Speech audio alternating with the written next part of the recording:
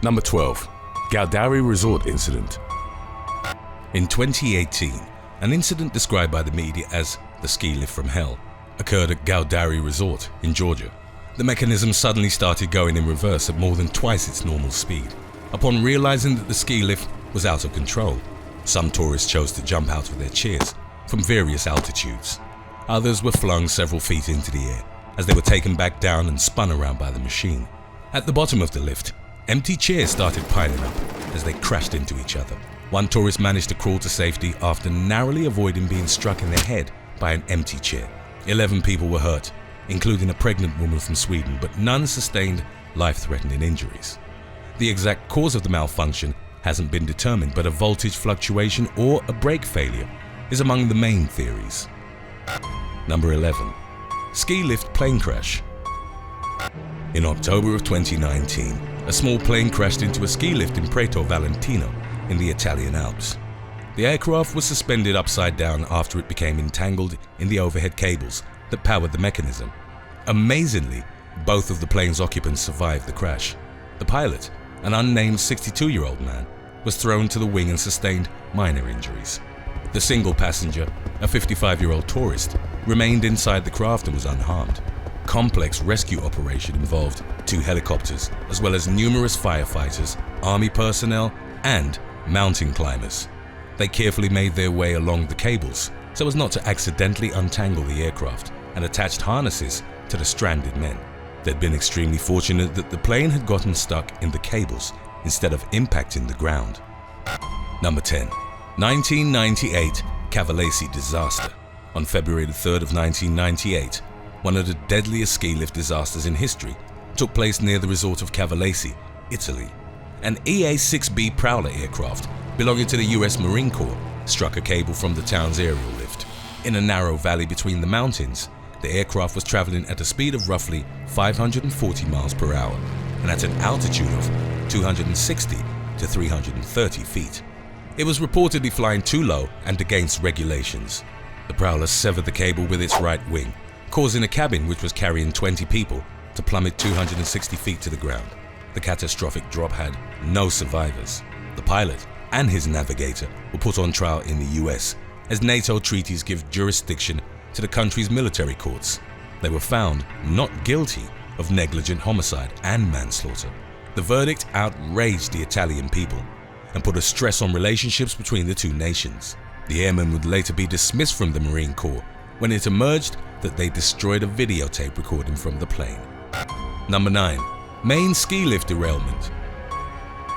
In December of 2010, a malfunction at the Sugarloaf Resort at one of Maine's tallest skiing mountains left at least half a dozen people injured. The lift suddenly stopped, then started again, with a strong jolt that sent skiers flying out of their chairs. 6 of them plummeted 25 to 30 feet and impacted the frozen ground below. 2 of them were rushed to the hospital. It was later revealed that the cable had come off the track wheels, a derailment that was attributed to unusually strong winds. Before the rescue operation was finished, more than 160 skiers had been trapped on the lift in frigid temperatures for over 90 minutes. Number 8. Loos Ardiden incident. Following the collapse of a ski lift anchor pylon at the Loos Ardiden Resort in France, 50 chairs plummeted to the ground. In the accident, which took place on March 1st of 1987, 6 people were killed and 41 others sustained severe injuries. The high number of casualties was attributed to the fact that there hadn't been any fresh snow for roughly a week. That meant that many were thrown from the mechanism onto bare rock. According to an eyewitness, they bounced like puppets, then fell heavily. A number of people were also left stranded in their seats, helplessly dangling for hours. The emergency operation involved 5 helicopters and 35 ambulances, which transported the injured to hospitals in Lourdes and Tarbes. Number 7. Accident in Switzerland. In February of 2020, a 4-seat chairlift fell more than 30 feet while descending from the upper section of the Stusch von Alpstuck in central Switzerland. The cable from the lift had come into contact with the tensioned winch rope of a snow groomer. The people on the chairlift at the time were all employees of the Lindt Chocolate Company, who were returning from a company event. Out of the 4 from the fallen chairlift, 2 sustained critical injuries. They were airlifted to a hospital and one of them a 40-year-old man, passed away almost a week later. Number 6. Adam Lee. On December the 29th of 2017, Adam Lee was performing maintenance work on a Magic Carpet ski lift at the Loveland ski area in Colorado. The mechanism essentially operates like a flat escalator, carrying skiers and snowboarders up the slopes. Lee was described as a dedicated employee who would sometimes even work on his days off. The 40-year-old mechanic was working under the ski lift's conveyor belt. The system was supposed to have a lockout mechanism, but according to other employees, it was accidentally turned on. Lee got caught in the equipment and sustained crushing injuries to his chest. The man, who'd recently celebrated Christmas with his wife and 3 children, was later pronounced dead. Number 5. Solden disaster. One of the deadliest ski lift accidents in recent years took place in 2005 at Solden, an alpine resort in Austria. A helicopter was carrying building materials to a mountaintop construction site when a giant concrete block tumbled free. The 1,650-pound block fell roughly 1,000 feet and crashed onto a cable car lying below. The impact knocked one car off the cable and caused the others to violently swing around. 9 people were killed and at least 6 were severely injured. Moreover, roughly 100 people were left stranded in their cars and had to be rescued. Number 4. Jason Varnish. In February of 2020, 46-year-old Jason Varnish suffered a horrific accident while he was on a ski lift in Vail, Colorado. The New Jersey man slipped through an opening in his chair, but his coat got caught. In doing so, it became wrapped around his head and neck, acting like a noose. Varnish couldn't breathe and ultimately succumbed to positional asphyxia. An investigation followed which found that the lift's folding chair was upright instead of in a down position, which is how the gap had occurred. Varnish's death was ultimately deemed accidental and not a failure of the lift's operators. Number 3. SAINT-ÉTIENNE-EN-DÉVOLUY disaster. In July 1999, a cable car accident claimed the lives of 20 people at SAINT-ÉTIENNE-EN-DÉVOLUY, France.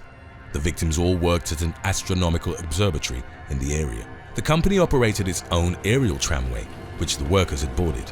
The gondola had traveled about 1,600 feet from its starting point, when it suddenly became detached from its supporting cable. It would later be revealed that a maintenance engineer had removed the safety brake from the cable car, which allowed it to accelerate uncontrollably and slip off the cable. This resulted in a 260-foot drop onto rocky slopes beneath. The devastating impact destroyed the gondola, killing all its occupants. The lift had recently passed an inspection which concluded it was in perfect working order. The inspector, the maintenance engineer, and the observatory's director were given suspensions as well as fines in the disaster's aftermath. Number 2. Jan Lift accidents. Jan Lift was a major ski lift manufacturer in North America, which had started operating in the mid-1960s. The company began to dominate the market of high-speed detachable chairlifts at the start of the 1980s. It would eventually be associated with several accidents, which had resulted from corner cutting during production, unaddressed design issues, and poor maintenance. The first occurred in 1985 at the Keystone Ski Resort in Colorado. A faulty weld broke on the main pulley, which led to 50 people being thrown from the lift. 3 of them sustained fatal injuries. In 1993, at California's Sierra Ski Ranch, loose bolts and a derailment caused 2 chairs to stack up. 1 person was killed and another was injured as a result. It was reported that only a month prior, an empty chair had fallen to the ground after its grip failed.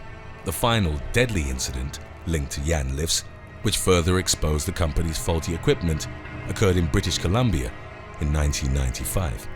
At the Quicksilver lift at Whistler Mountain, the emergency stop was used repeatedly, which caused the chair to slide downhill.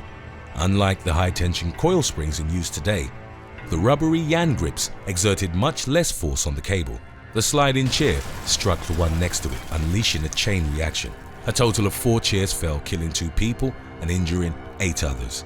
As a result of the infamous reputation it had gained for safety violations, Jan Lifts filed for bankruptcy in July of 1996. Join the They Will Kill You team by rocking the latest merch from theywillkillyou.com. Order yours today to be one of the first to spread the word. Number 1. 1976 Cavalese cable car disaster. On March the 9th of 1976, the deadliest cable car accident in history took place at Cavalese, Italy. High winds had caused the stationary and the moving steel cables to cross. In doing so, one severed the other. Unfortunately, the automatic train stop safety system had been turned off at the time. With its supporting line broken, a cable car carrying 44 people plunged roughly 660 feet down the side of a mountain. To put that harrowing drop into perspective, it's nearly as tall as the towers of the Golden Gate Bridge. The overhead carriage assembly, weighing approximately 3 tons, crushed the car as it fell on top of it. 43 lives were lost, and the sole survivor was a 14-year-old girl named Alessandra Piovasano. In the disaster's aftermath, 4 of the lift operators were sent to prison. Thanks for watching. Would you rather fall 50 feet into thick snow or 100 feet onto an air pillow? Let us know in the comments section below.